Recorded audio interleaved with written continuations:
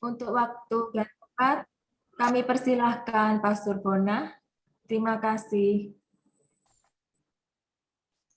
Baik, terima kasih. Selamat malam semua. Pada malam hari ini kita akan kembali bersama-sama merenungkan akan tugas utama sebagai orang-orang yang dibaptis. Ya, seperti sudah dikatakan dalam pengantar tadi, memang sangat menarik sekali. Kenapa? Karena tidak banyak dari kita yang memahami ketika kita dibaptis bahwa kita itu sebenarnya turut diberikan tugas untuk mengambil bagian dalam imamat Kristus, Raja dan Nabi. 3 tugas ini menjadi tugas utama bagi kita sebagai orang-orang yang dibaptis untuk boleh mewartakan Kristus di dalam hidup kita sehari-hari. Terutama kita yang tergabung dalam kelompok ini, dalam kelompok pendoa sebagai kelompok doa LPF ini yang bersyafaat mengambil bagian, paling kurang di situ kita bisa lihat tugas imamat, yaitu imamat umum, secara umum. Nanti tugas itu seperti apa kita akan lihat di dalam penjelasan permenungan kita pada malam hari ini. Pak Kusnen mungkin bisa di next. Kita masuk dalam dasar kitab suci yang akan kita renungkan. Saya mengambil permenungan kita dari Injil Lukas bab 10 ayat 1, dilanjutkan ayat 5 sampai 6, dilanjutkan ayat 9 sampai dengan 12. Mari kita siapkan hati kita untuk mendengarkan sabda Tuhan. Kemudian daripada itu, Tuhan menunjuk 70 murid yang lain, lalu mengutus mereka berdua-dua mendahulinya ke setiap kota dan tempat yang hendak dikunjunginya. Kalau kamu memasuki suatu rumah, katakanlah lebih dahulu, damai sejahtera bagi rumah ini. Dan jikalau di situ ada orang yang layak menerima damai sejahtera, maka salammu itu akan tinggal di atasnya. Tetapi jika tidak, salammu itu akan kembali kepadamu. Dan sembuhkanlah orang-orang yang sakit yang ada di situ, dan katakanlah kepada mereka, kerajaan Allah sudah dekat padamu. Tetapi jikalau kamu masuk ke dalam sebuah kota, dan kamu tidak diterima di situ, pergilah ke jalan-jalan raya kota itu dan serukanlah. Juga debu kotamu yang melekat pada kaki kami kebaskan di depanmu. Tetapi ketahuilah ini, kerajaan Allah sudah dekat. Aku berkata kepadamu, pada hari itu Sodom akan lebih ringan tanggungannya daripada kota itu. Kemuliaan kepada Bapa dan Putra dan Roh Kudus, seperti pada permulaan, sekarang, selalu, dan sepanjang segala abad. Amin. Saudara dan saudariku yang terkasih, dari bacaan Injil Lukas ini, pertama yang bisa kita bersama-sama refleksikan, renungkan dalam Injil ini adalah perutusan, tugas perutusan dari murid-murid Yesus. Yesus mengutus para murid untuk pergi mendahului Tuhan. Mendahului Tuhan kemana? Yaitu mendahului Tuhan ke setiap kota dan tempat yang hendak dikunjungi, atau dalam arti tertentu, setiap tempat yang akan menerima lawatan Tuhan. Pak Kusnen bisa di next slide-nya. Jadi Tuhan akan datang ke tempat-tempat atau ke kota-kota di mana para murid itu berada. Di mana para murid itu pergi, Tuhan akan melawat kota atau tempat itu. Dikatakan mendahului. Mendahului di sini bisa berarti mempersiapkan jalan bagi Tuhan. Setiap kita yang dibaptis diutus untuk mendahului Tuhan. Mendahului di dalam kehidupan kita, dalam kehidupan keluarga, mendahului Tuhan artinya mempersiapkan jalan bagi Tuhan di dalam pekerjaan kita, lingkungan kerja kita.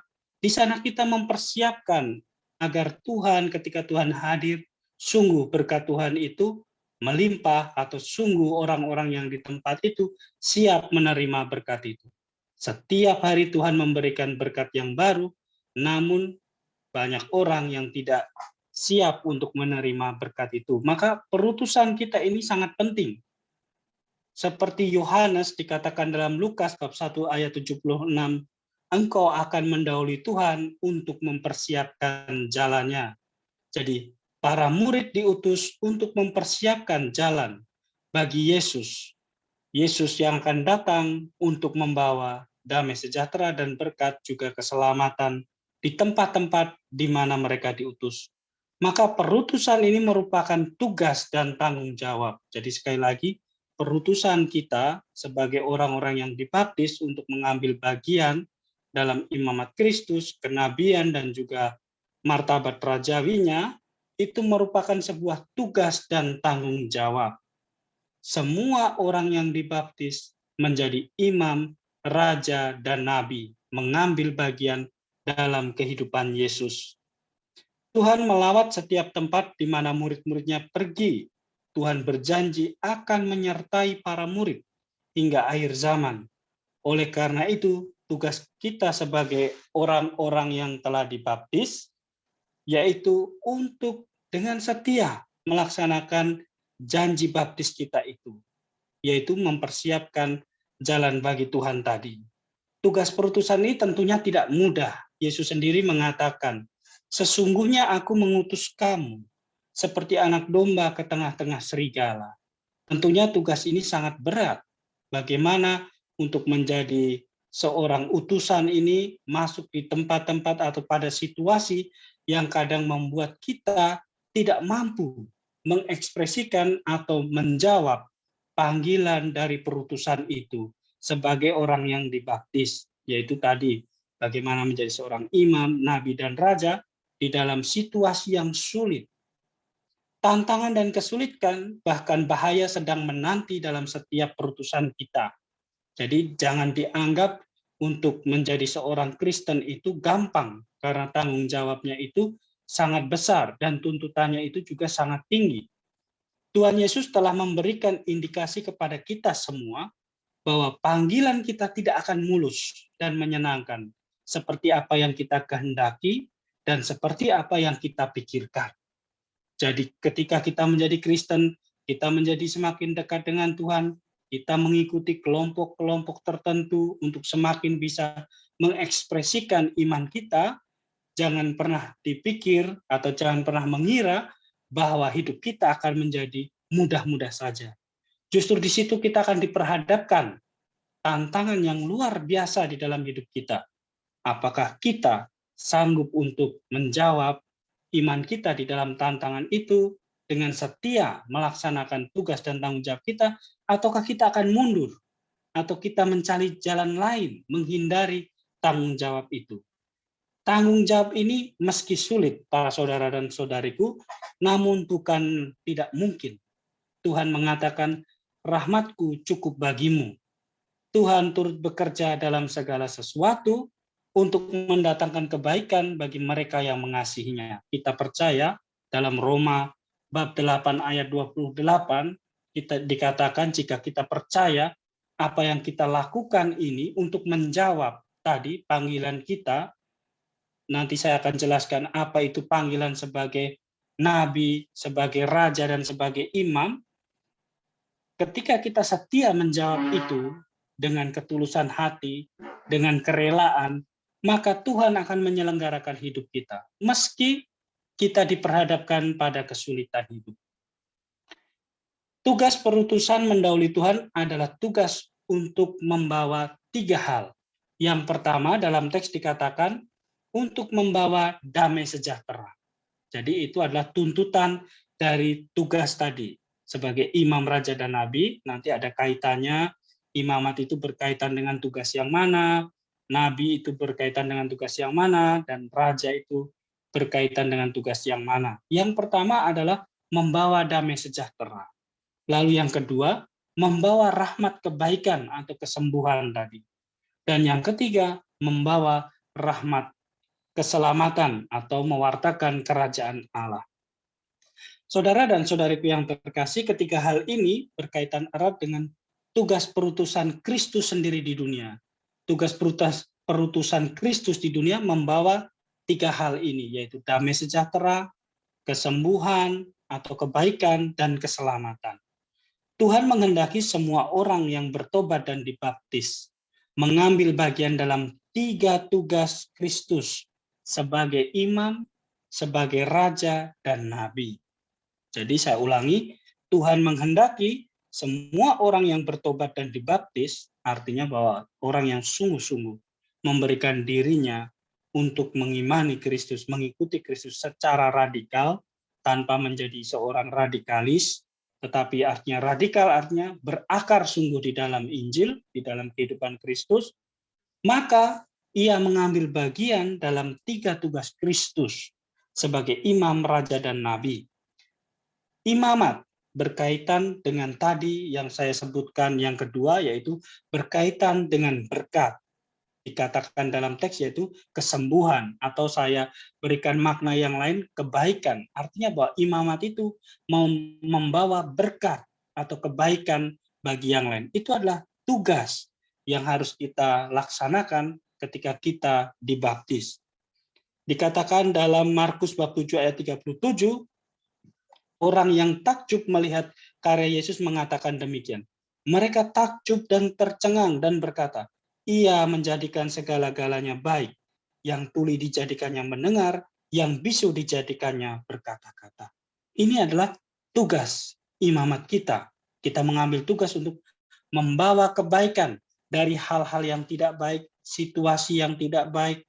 Mungkin saudara atau saudari kita di dalam situasi yang kurang baik, kita sebagai seorang Kristen, kita bertanggung jawab untuk membawa kebaikan di tengah-tengah hidup saudara dan saudari kita itu, dengan berbagai macam cara tentunya. Lalu yang berikutnya adalah panggilan sebagai raja, mengambil bagian dalam martabat rajawi Kristus. Artinya apa? Kita diajak atau kita diminta untuk membawa selalu damai sejahtera.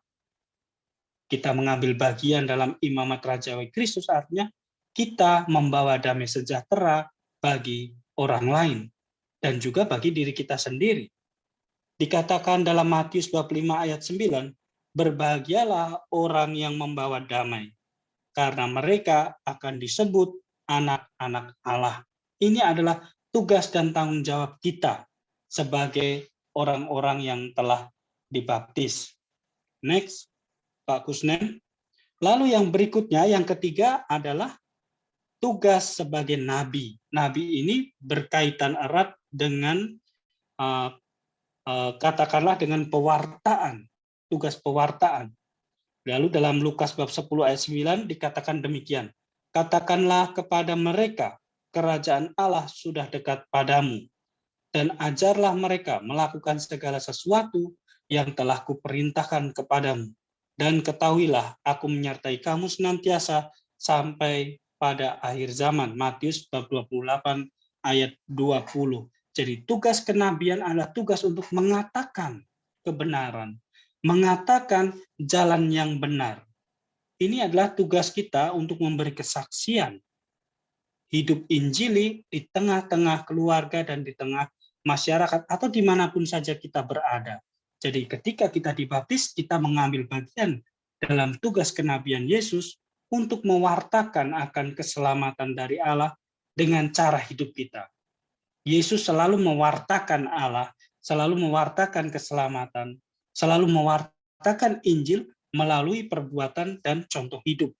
Dan kita pun ketika mengambil bagian dalam tugas kenabian Yesus, kita diajak bahkan dituntut memiliki tanggung jawab untuk melaksanakan hal yang sama. Dasar dari pemahaman ini ada dalam Katekismus Gereja Katolik yang mengatakan bahwa Yesus Kristus diurapi oleh Bapa dengan Roh Kudus dan dijadikan imam, nabi, dan raja. Seluruh umat Allah mengambil bagian dalam ketiga jabatan Kristus ini. Saya ulangi, dalam Katekismus Gereja Katolik dikatakan bahwa Yesus Kristus diurapi oleh Bapa dengan Roh Kudus dan dijadikan imam, nabi, dan raja.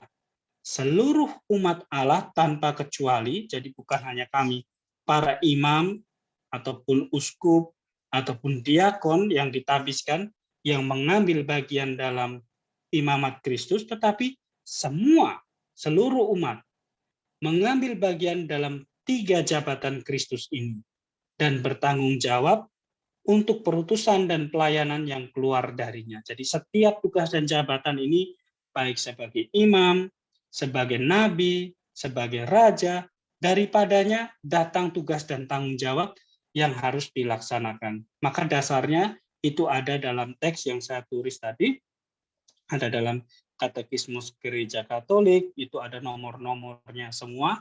Nanti bisa kalau memiliki katekismus itu bisa dilihat. Pada waktu seseorang menerima sakramen baptis, maka seseorang telah diperbarui di dalam Kristus. Artinya bahwa ketika kita dibaptis, kita memiliki hidup yang baru. Dan hidup baru itu kita hidupi sebagai nabi, sebagai imam, dan sebagai raja. Ini mungkin yang sering dilupakan, bahkan mungkin tidak diketahui oleh orang-orang Kristen, karena mungkin dia mengikuti atau dulu dibaptis waktu kecil, dan mungkin dalam pembinaan untuk komuni pertama, atau untuk krisma, mungkin tidak diulang lagi. Bahkan sebenarnya sudah ada dalam pelajaran agama Katolik. Ya, kalau dalam pelajaran agama Katolik ketika menyangkut dengan 3 martabat Yesus ini, jabatan, ini kita mempelajari hal ini, tetapi mungkin kita kurang memberikan perhatian. Padahal sebenarnya 3 jabatan ini menjadi arahan bagaimana seorang Kristen itu hidup. Jadi seorang Kristen itu hidup bukan hanya dengan mengikuti setiap hari, mendengarkan sabda Tuhan dan lain sebagainya, tanpa mengerti apa yang harus dibuat, tetapi orang Kristen yang sudah dibaptis ini memiliki tanggung jawab untuk menghidupi 3 jabatan tadi. 3 tanggung jawab yang keluar dari jabatan tadi. Menjadi seorang imam, menjadi seorang raja, dan menjadi seorang nabi. Itu tugas yang harus mau tidak mau, mungkin dengan sadar atau kita tidak, tapi tugas itu melekat di dalam sakramen baptis yang kita terima. Next, Pak Kusnen. Mungkin bagi kita yang awam, merasa aneh dengan tugas yang diberikan oleh Yesus ini. Jadi merasa aneh. Ya, bagaimana mungkin saya bisa mengambil bagian dalam tugas Kristus ini? Saya tidak pernah menerima sakramen imamat misalnya. Saya tidak pernah diurapi menjadi raja atau nabi. Di sini kita akan diajak untuk masuk lebih dalam tentang pemahaman apa itu makna imamat. Ya. Setiap orang yang menerima sakramen baptis menerima pula anugerah imamat umum. Jadi dalam imamat itu, dalam baptisan kita menerima anugerah imamat. Tetapi imamat ini dibedakan dengan imamat khusus, yaitu imamat melalui pentahbisan atau imamat suci dalam tabisan suci, yaitu yang diberikan kepada diakon, imam, dan uskup. Ini 3 kelompok yang ditabiskan. Maka imamatnya beda. Kalau imamat ketiga kelompok ini atau ketiga status hidup ini, ketiganya memiliki tugas jabatan sakramental. Artinya mereka boleh merayakan tugas sakramental, melayani sakramen. Sedangkan imamat umum itu tidak melayani sakramen, tetapi mengambil bagian dalam makna esensi dari imamat itu sendiri, yaitu tugas menguduskan. Jadi ini yang intinya dari panggilan kita untuk menghidupi atau mengambil bagian dalam tugas perutasan Kristus sebagai imam, yaitu menguduskan. Imamat umum berbeda dengan imamat khusus oleh karena tabisan suci. Dasar dari imamat kita adalah Kristus Sang Imam Agung yang ditabiskan menjadi imam menurut peraturan Melkisedek. Artinya apa? Imamat ini bukan berasal dari suatu institusi manusia, tetapi imamatnya adalah anugerah dari Allah. Jadi diberikan oleh Allah. Maka dikatakan dalam teks kitab suci, imamat Yesus Kristus itu bukan berasal dari dari lembaga keagamaan Yahudi seperti para imam agung yang dipilih, imam-imam dari suku Lewi dan lain sebagainya di dalam status hidup sosial masyarakat Yahudi, tetapi imamat Yesus berdasarkan peraturan Melkisedek. Artinya Allah sendiri yang mengurapi Yesus menjadi imam. Dan juga semua orang yang dibaptis dan percaya kepada Yesus menerima anugerah ini.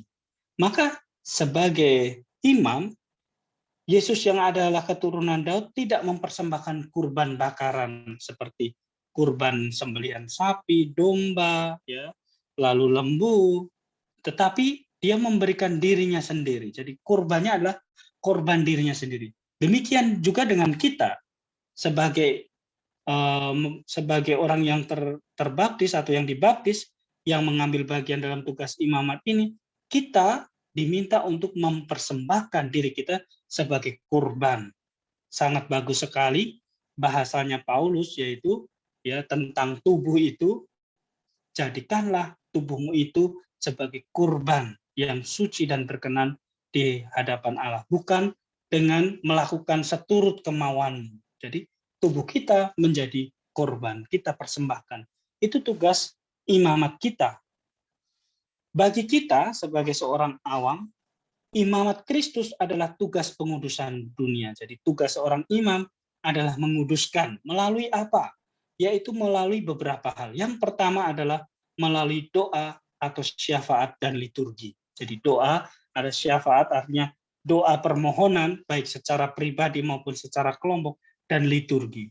Doa ini memiliki daya pengudusan yang luar biasa. Doa dalam konteks kami, biarawan-biarawati, kami mendoakan ibadat harian sebagai jalan untuk menguduskan seluruh waktu sepanjang hari. Jadi di dalam biara-biara kontemplatif, setiap religius itu mendoakan 7 kali ibadat, ya, dalam biara kontemplatif mendoakan 7 kali ibadat dari sebelum terbitnya matahari. Jadi ibadat pertama itu sebelum matahari terbit, lalu kemudian saat matahari terbit atau sesudah matahari terbit, lalu sebelum tengah hari, pada saat tengah hari, sesudah tengah hari atau sore jam 3, jam 4 begitu, lalu pada saat matahari terbenam, petang hari, dan ketika matahari sudah terbenam, yaitu pada malam hari, yaitu ibadat penutup. 7 kali dalam satu hari mendoakan ibadat ini. Tujuannya untuk apa? Untuk menguduskan waktu dan menguduskan dunia. Mempersembahkan kepada Allah seluruh waktu, mewakili para saudara-saudari yang sibuk di dalam pekerjaannya masing-masing, di dalam tugas tanggung jawabnya di dalam dunia ini. Maka para biarawan kontemplatif, biarawan-biarawati ini mewakili para saudara-saudari menguduskan dunia melalui doa tadi, baik syafaat maupun liturgi. Lalu selain doa, ada amal kasih dan puasa atau pertobatan. 3 hal itu sangat penting agar kita bisa menjalankan tugas pengudusan, yaitu tugas imamat. Doa menguduskan waktu, masuknya bagaimana? Bahwa seluruh perjalanan hidup sepanjang hari kita persembahkan kepada Allah. Paling kurang ketika bangun pagi, kita mempersembahkan diri kita. Seluruh perjalanan mungkin dari pagi hingga nanti malam hari, kita persembahkan kepada Tuhan. Itu sudah merupakan suatu bentuk pengudusan waktu dan pengudusan hari. Jadi hari itu mungkin kalau kita yang bekerja atau di luar biara, pasti di luar sana banyak kesibukan dan tidak bisa setiap kali ya sembahyang untuk mempersembahkan itu. Mungkin kalau punya kantor sendiri atau sekarang bekerja di rumah, mungkin bisa mendoakan. Paling kurang gereja sudah memberikan 3 waktu untuk sembahyang, untuk menguduskan, yaitu jam 6 pagi melalui doa Angelus pada hari-hari biasa, atau doa Ratu Surga pada waktu ini masa Paskah. Jadi 3 waktu ini paling kurang menjadi patokan atau pedoman kita untuk mengingat bahwa saat ini adalah waktu untuk menguduskan. Jadi untuk menguduskan pagi, tengah hari, dan sore itu. 3 dimensi waktu yang juga mewakili masa lalu, masa sekarang, dan yang akan datang. Ya, kalau kita tarik terus ada juga dalam bentuk 3 Trinitas, ya, dan banyak lagi simbol-simbol yang lain. Tapi esensinya adalah doa itu berfungsi sebagai pengudusan atau yang menguduskan dunia. Lalu puncak dari semuanya itu untuk menguduskan dunia, tugas imamat itu, yaitu berpartisipasi dalam kurban Ekaristi. Jadi saya sebagai seorang imam, saya mempersembahkan kurban Ekaristi, dan saya juga sebagai orang yang terbaptis, saya berpartisipasi untuk dalam perayaan Ekaristi itu. Juga para saudara yang tidak menerima tabisan suci atau tetap menerima yang namanya tadi imamat umum, berpartisipasi dalam perayaan Ekaristi. Itu adalah cara untuk menguduskan atau cara untuk bisa mengambil bagian dalam tugas imamat Kristus.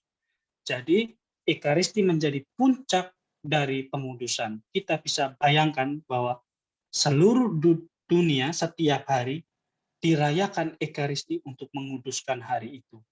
Mungkin saat ini ketika kita sedang berbicara melalui online, ya, melalui live streaming ini, melalui Zoom, di tempat lain di Eropa yang sekarang masih pagi, atau di Amerika, mereka memulai dengan misa pagi.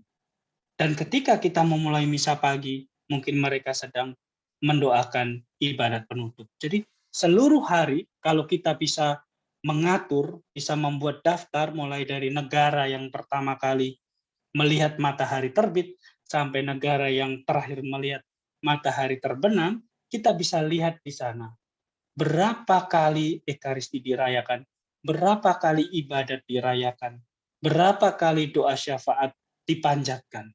Jadi seluruh doa kita itu, doa semua murid-murid Kristus itu akan menguduskan hari itu. Betapa luar biasa bahwa dunia sampai saat ini masih tetap ada, ditopang oleh kekuatan doa dari orang-orang beriman, dari para pengikut Yesus. Ini tugas. Maka menjadi sesuatu yang salah kalau orang Kristen tidak pernah menguduskan harinya dengan doa. Seorang yang dibaptis tidak pernah berdoa, maka dia tidak pernah menguduskan hari itu. Itu sangat salah.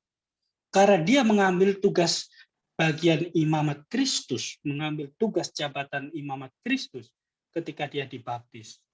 Dan kita berpartisipasi seperti dalam bacaan tadi, diutus untuk mendahului Tuhan. Artinya diutus bersama yang lain. Maka kita pun berkewajiban untuk berdoa bersama saudara dan saudari yang lain untuk menguduskan dunia ini. Jadi kita tidak sendiri, ya, para pendoa yang tergabung dalam LP, kalian tidak sendiri karena di tempat lain juga mungkin ada kelompok-kelompok lain yang sedang berdoa. Dan juga kami di tempat ini sebagai biarawan Karmel dan nanti para saudari kami, para rubiah Karmel juga berdoa, juga biara-biara kontemplatif yang lain. Ya, jadi ini adalah sesuatu yang luar biasa kalau kita pahami bahwa doa itu menguduskan dan menopang dunia ini. Ya, tanpa doa dan pengudusan, maka dunia ini akan semakin rusak dengan dosa dan kejahatan. Oleh karena itu, selain lewat doa, pengudusan dunia juga dilakukan lewat perbuatan amal kasih. Doa saja tidak cukup, harus ada aksi nyata, yaitu melalui perbuatan cinta kasih, amal kasih kepada sesama. Dunia akan menjadi semakin baik, ya. Dunia akan menjadi semakin menjadi tempat yang nyaman untuk ditinggali kalau semua orang saling mengasihi dengan cara berbuat baik. Itu tugas pengudusan dunia. Kita menguduskan dunia dengan perbuatan cinta kasih, dengan amal kasih, memberikan bantuan kepada orang ini atau orang itu, menolong mereka dan ini dan itu, memberikan nasihat kepada orang yang sedang dalam kesusahan dan lain sebagainya. Itu adalah perbuatan amal kasih, di mana dengan perbuatan ini maka dunia dikuduskan pula. Dan yang terakhir yaitu melalui puasa dan pertobatan.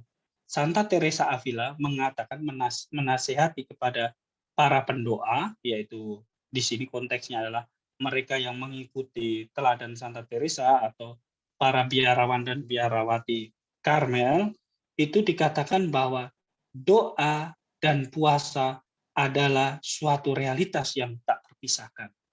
Jadi kalau kita hanya berdoa, tidak pernah berpuasa atau puasa dalam arti yaitu pertobatan, tidak pernah melakukan pertobatan, maka doa itu menjadi kering, ya, menjadi lip service. Kalau kita tidak pernah berdoa dalam hati yang sungguh murni, sungguh bersih, maka pertobatan itu sangat penting.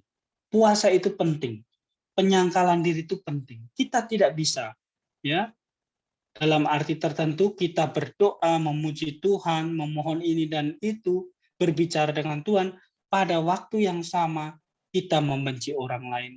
Ya, kita mengatakan yang jahat kepada orang lain, kita memaki orang lain, dan lain sebagainya. Ya, dalam waktu yang sama kita tidak bisa mengatakan yang baik dan juga mengotori hati kita dengan sesuatu yang jahat. Maka doa dan pertobatan adalah hal yang tak terpisahkan itu menurut Santa Teresa dari Yesus atau Santa Teresa Avila. Ya, selanjutnya selain doa puasa atau pertobatan yang menjadi jalan pengudusan itu, dunia tidak akan pernah menjadi kudus jika tidak dimulai dari diri sendiri. Jadi pertobatan diri ini juga memberikan sumbangan bagi pengudusan dunia. Kita tidak akan bisa menantikan semua orang menjadi baik tanpa memperbaiki diri kita sendiri. Jadi harus dimulai dari dalam diri sendiri. Kalau mau sungguh-sungguh menjadi seorang pendoa yang baik, ya, dalam kelompok ini, saya tidak lagi mengatakan bahwa pendoa ini hanya kita kumpul-kumpul untuk berdoa, tetapi namanya pendoa artinya sebuah panggilan untuk berdoa. Maka kelompok ini ada karena orang-orang yang terpanggil untuk bersama-sama berdoa. Dan kalau memang tidak ada panggilan itu, maka pertemuan kita, doa-doa kita menjadi kering. Oleh karena itu perlu adanya pertobatan tadi. Supaya orang sungguh-sungguh membuka diri bahwa ini adalah panggilan saya, tugas imamat saya sebagai orang yang terbaptis, yaitu menguduskan dunia dengan berdoa. Menguduskan hidup saya, seluruh waktu saya dengan berdoa dan juga dengan amal kasih tadi. Lalu tantangan atau kesulitan yang terbesar untuk melaksanakan imamat ini, yaitu ada 3 hal. Yang pertama, kesibukan duniawi. Ya, kesibukan kita menyita banyak waktu, perhatian kita, sehingga kita susah untuk bisa berdoa. Lalu yang berikutnya adalah kesadaran dan motivasi yang benar, seperti yang saya katakan tadi. Harus punya motivasi yang benar, bahwa saya dipanggil untuk berdoa bagi kebaikan dunia ini. Karena adalah tugas saya sebagai seorang Kristen yang mengambil bagian dalam jabatan Kristus, yaitu sebagai seorang imam. Dan yang ketiga adalah kesetiaan pada janji baptis, yaitu hidup Injili secara radikal, seperti yang saya katakan tadi. Bukan menjadi seorang radikalis, ya, yang melihat orang lain nanti kelompok lain tidak baik, tetapi radikal artinya hidup yang berakar sungguh pada nilai-nilai Injili. Ya, kalau kita bisa menghidupi ini, maka kita bisa sungguh-sungguh menjadi seorang pendoa dan mengambil bagian dalam imamat Kristus. Kalau kita tidak hidup berakar dalam Injil, maka kita tidak akan mampu untuk mengambil bagian dalam imamat Kristus. Lalu yang kedua adalah martabat raja atau mengambil bagian tugas sebagai raja. Panggilan menjadi raja pada dasarnya adalah panggilan untuk memimpin. Setiap orang yang dibaptis menerima rahmat rajawi ini untuk memimpin sebagai pelayan. Dalam arti tertentu, panggilan sebagai raja adalah panggilan untuk memberikan diri melayani dalam bentuk apapun. Ya, seperti hari ini, bacaan hari ini sangat bagus sekali. Seorang pemimpin atau orang yang mau menjadi besar, dia harus menjadi kecil. Ya, siapa yang mau menjadi besar, dia harus menjadi yang paling kecil, ya, yang paling tidak diperhitungkan, dan harus menjadi pelayan bagi semua. Itu pemimpin dalam perspektif Kristen. Kepemimpinan adalah sebuah pelayanan. Ya, setiap orang yang dibaptis menerima tugas ini, tugas kepemimpinan ini dengan seluruh kesadaran bahwa saya memiliki tanggung jawab untuk melayani saudara dan saudari saya. Bukan hanya sesama orang Kristen, tapi semua orang, semua anak-anak Allah, yaitu semua manusia. Ingat saudara dan saudariku, tidak seorang pun di dunia ini yang meminta lahir untuk menjadi seorang Kristen, menjadi seorang yang beragama Islam, Hindu, dan lain sebagainya. Ya, tidak ada seorang pun yang meminta. Oleh karena itu, semua manusia yang diciptakan atau lahir dari Allah, yaitu diciptakan seturut dengan citra Allah, itu semua adalah anak-anak Allah. Dan mereka semua ini, kita semua ini, wajib melayani semua anak-anak Allah. Ini tugas kita sebagai raja. Ya. Sebagai raja semesta alam seperti Yesus, ya, melayani dan memberikan seluruh dirinya sehabis-habisnya demi keselamatan dunia. Maka saya pasang pada gambar itu adalah gambar salib. Kepemimpinan Yesus adalah kepemimpinan yang melayani, memberi diri seutuhnya, segalanya demi orang yang dipimpin. Ya, maka kita pun juga begitu. Kita yang memiliki martabat raja ini diajak untuk memimpin orang lain kepada hal yang baik tadi, kepada keselamatan, ya, kepada jalan hidup yang benar, yaitu dengan berkorban, memberi waktu, memberi diri, agar orang lain bisa hidupnya lebih baik. Itu tugas dan tanggung jawab kita sebagai seorang raja. Lalu puncak dari semuanya itu adalah memberi diri bagi keselamatan sesama. Next, Pak Kusnen. Dan yang terakhir, martabat yang terakhir, atau tugas tanggung jawab yang terakhir, adalah sebagai nabi. Tugas utama kenabian adalah mengatakan setiap apa yang dikatakan oleh Allah, atau mengatakan apa yang disabdakan oleh Allah. Ini martabat nabi atau tugas Kristus sebagai seorang nabi, mengatakan setiap apa yang dikatakan oleh Bapa. Maka Yesus mengatakan kepada orang Farisi dan ahli Taurat, bukan aku sendiri yang berbicara, melainkan Bapakku yang berbicara dalam diriku. Jadi seperti kita juga, bukan kita sendiri yang berbicara demi kebaikan orang lain, demi kebaikan dunia, tetapi kalau hidup kita tadi berakar pada Injil, maka Yesus sendiri yang berbicara melalui cara hidup kita, melalui tingkah laku kita. Jadi maksudnya adalah hidup kita, cara hidup kita, relasi kita memperlakukan orang lain, cara kita menerima orang lain, menjadi kesaksian Injili yang sangat penting, yang bisa membawa keselamatan bagi sesama. Maka dikatakan mewartakan sabda Allah itu bukan dengan kata-kata, tetapi dengan contoh hidup yang baik. Ini lebih bermakna, ya. Khotbah yang baik atau renungan yang baik adalah cara hidup yang baik dari pengkhotbah itu. Maka kita diajak sebagai seorang nabi berkhotbah bukan hanya dengan kata-kata, bukan hanya dengan nasihat, tetapi memberikan teladan yang baik. Kesaksian hidup yang baik adalah suara kenabian pada zaman ini. Jadi kesaksian orang Kristen adalah suara kenabian. Dan suara kenabian ini mungkin kelihatannya saat ini semakin redup, karena banyak orang Kristen tidak menyadari tugas dan tanggung jawabnya sebagai seorang nabi yang harus menyuarakan suara Allah di tengah-tengah dunia yang bingung, di tengah-tengah dunia yang hiruk-pikuk dengan berbagai macam hal yang menyesatkan, yang membawa pada dosa. Maka tugas kita sebagai nabi adalah mewartakan melalui cara hidup tadi. Mewartakan apa yang seharusnya orang-orang buat agar hidupnya lebih baik. Dalam Injil Lukas bab 9 ayat 46 sampai 50, yaitu Injil hari ini, adalah contoh tugas kenabian yang dapat kita lakukan pada masa ini. Jadi kalau ya merenungkan firman Tuhan hari ini, Injil untuk perayaan Ekaristi hari ini, kita akan tahu bahwa dunia saat ini sangat membutuhkan suara kenabian, di mana dunia itu sekarang dipenuhi dengan orang-orang yang haus akan pengakuan, ya, dengan berbagai macam perkembangan teknologi digital sekarang ini, Android dan lain sebagainya, orang berlomba-lomba untuk mencari pengakuan diri.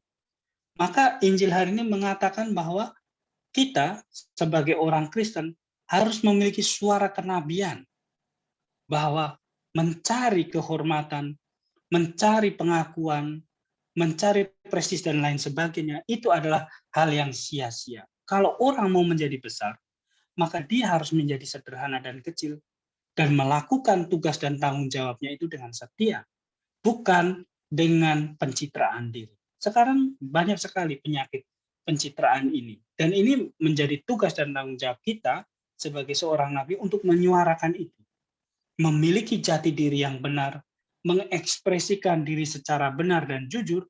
Itu adalah suara kenabian yang ditunggu-tunggu pada zaman ini. Ya, next Pak Kusnen. Menjadi seorang Kristen pada zaman ini tidak mudah. Ini sebagai rangkuman dari permenungan kita, bahwa menjadi Kristen itu tidak mudah karena tanggung jawab yang keluar dari 3 tadi, martabat Kristus atau 3 tanggung jawab Kristus tadi sebagai imam, raja, dan nabi, yang mau tidak mau menjadi tanggung jawab kita ketika kita bersedia untuk dibaptis. Maka menjadi orang Kristen itu tidak akan pernah mudah pada zaman ini dengan tantangan-tantangan yang sudah saya katakan tadi. Menghidupi panggilan sebagai imam, raja, dan nabi di tengah-tengah zaman sekarang banyak tantangan dan kesulitan, bahkan membahayakan kita. Karena kita dianggap akan melawan arus. Ya.